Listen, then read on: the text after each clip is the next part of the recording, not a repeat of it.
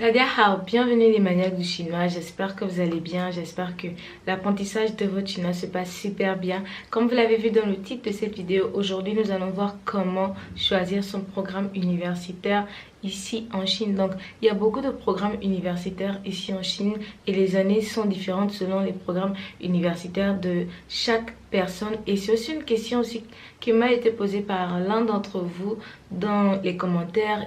On m'a aussi envoyé un mail pour me poser des questions sur comment choisir sa filière, comment choisir son programme universitaire en Chine, quel est le système universitaire, en fait, le système éducatif qui est utilisé ici en Chine. Donc je vais y répondre à ces questions-là juste dans cette vidéo-là. Mais avant de continuer, n'oubliez surtout pas de vous abonner, d'appuyer sur la cloche pour être sûr de recevoir les autres notifications, toutes les notifications, et aussi de télécharger mon guide des 8 règles de grammaire que vous devriez absolument connaître lorsque vous apprenez le chinois. Donc comme je disais, aujourd'hui nous allons voir comment choisir son programme universitaire ici en Chine.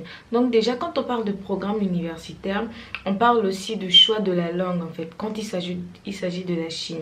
Parce que pour ceux qui ne le savent pas, en Chine, vous avez la possibilité d'étudier en anglais et en chinois. Donc, lorsque vous étudiez en anglais, en fait, c'est un choix. C'est la même chose aussi. Lorsque vous décidez d'étudier en chinois, c'est un autre choix. Donc chaque personne en fait, certaines personnes par exemple, lorsqu'ils viennent en Chine, au départ ils disent qu'ils vont étudier en chinois et après ils changent, ils décident d'étudier en anglais.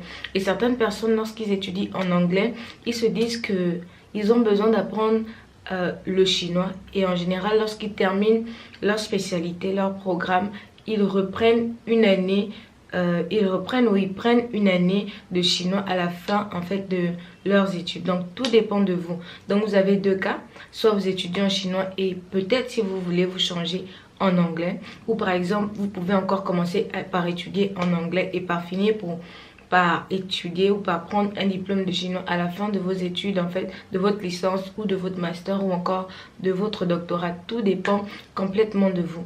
Donc vous avez le choix entre ces deux langues-là, entre le chinois et l'anglais. Ça, c'est déjà la première chose. Donc, la seconde chose, c'est quoi? C'est aussi que chaque université a sa particularité. Donc, par exemple, mon université, elle fait beaucoup de spécialités, mais la spécialité dans laquelle... son point fort en fait, le point fort de mon université, c'est l'hydrologie et les ressources des eaux. Ça ne veut pas dire que les autres filières ne sont pas bonnes ou qu'ils n'enseignent pas bien les autres filières, mais la spécialité par exemple de mon université, c'est l'hydrologie et les ressources des eaux. Il y a d'autres universités qui sont spécialisées dans l'informatique, d'autres universités qui sont spécialisées dans la médecine ou la médecine chinoise, mais qui a aussi les autres spécialités. Donc lorsque vous choisissez, avant de choisir même votre programme d'abord, choisissez aussi les universités spécialisées, par exemple dans la filière que vous voulez faire en fait. Ici en Chine, c'est vraiment important déjà, mais c'est pas le plus important. Par exemple, vous voyez bien que moi j'étudie l'informatique, par exemple, j'étudie l'informatique, mais je suis dans une université spécialisée en hydrologie. Ça ne veut pas dire que je ne fais pas bien les études ou que ce que j'apprends n'est pas valable ou je ne sais pas.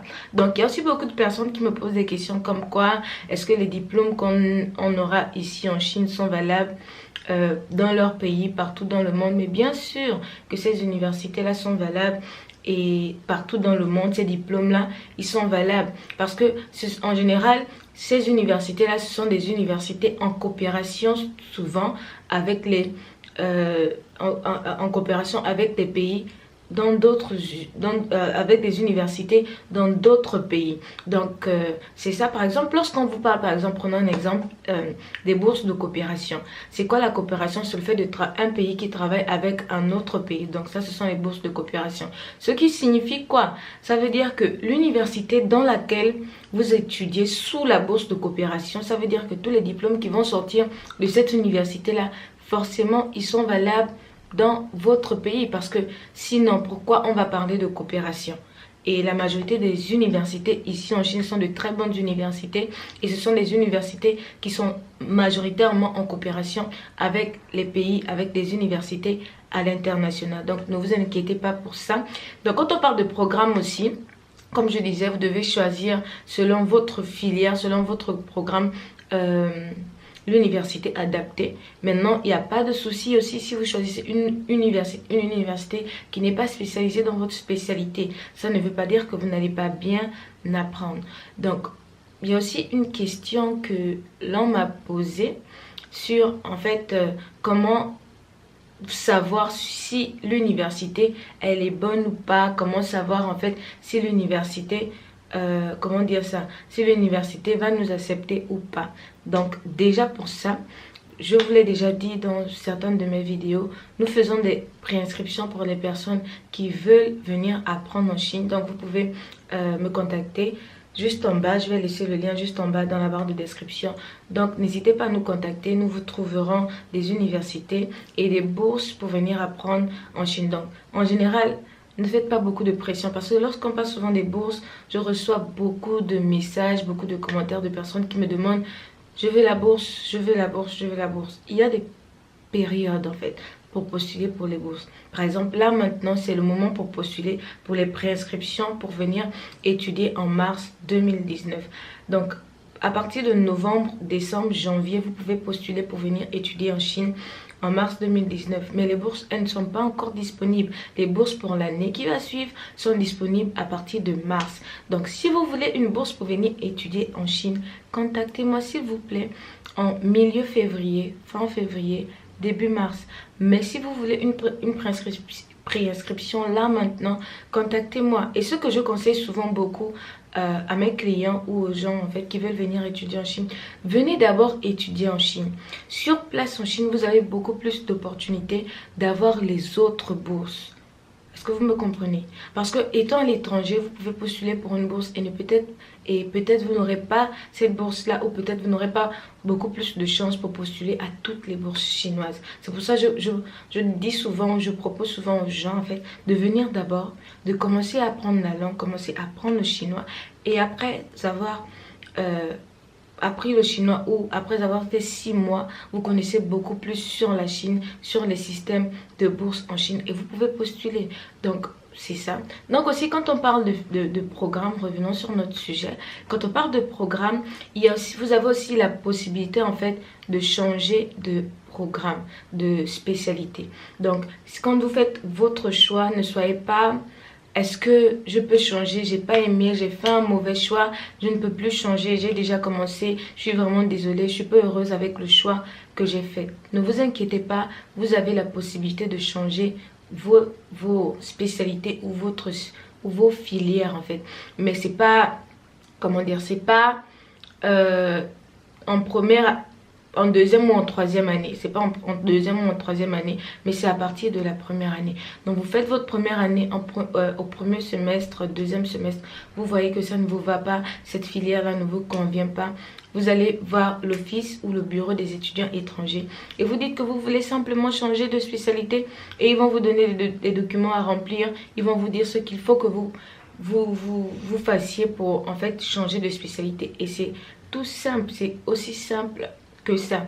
Donc si vous vous trompez, il n'y a pas de souci, mais en général ceux qui commencent à apprendre réussissent dans ce qu'ils font.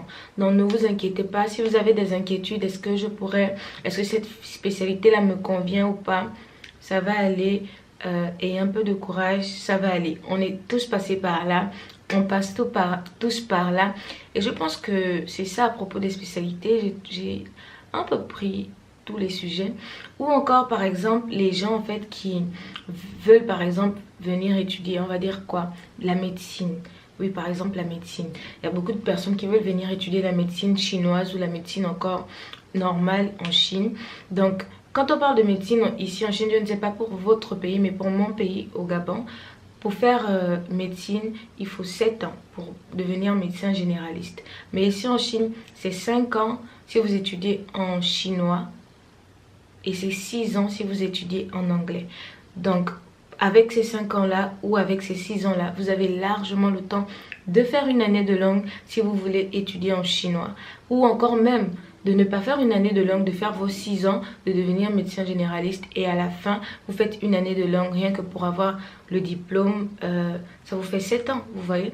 Ou encore si vous voulez apprendre en chinois, vous faites une année de langue et vous faites 5 ans et ça vous fait 6 ans tout simplement et vous êtes sorti médecin généraliste. Donc je pense que c'est ça, ce sont les points que les gens me posent souvent beaucoup par rapport aux filières. Donc j'espère que cette vidéo là a pu vous aider. N'hésitez pas à me poser toutes vos questions juste en bas dans les commentaires. Et puis si cette vidéo là a pu vous aider, vous pouvez la partager, vous pouvez la liker. Et puis on se dit à la prochaine vidéo. 再见